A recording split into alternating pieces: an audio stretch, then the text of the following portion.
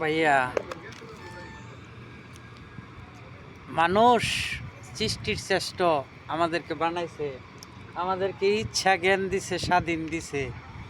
এই যে দেখেন বিড়াল পানি, এদের পোশাক নাই, কিন্তু এদের একটা রুম বা চামড়া এগুলো দিয়ে দিছে।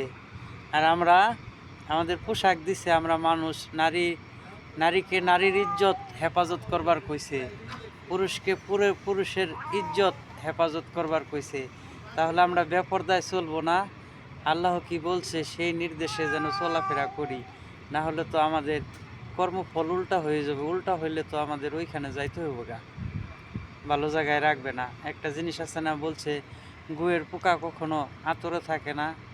তাহলে ওই জিনিসটা যেন না হয়, আমরা যেন নিজের ইজ্জত নিজে বজায় রাখি।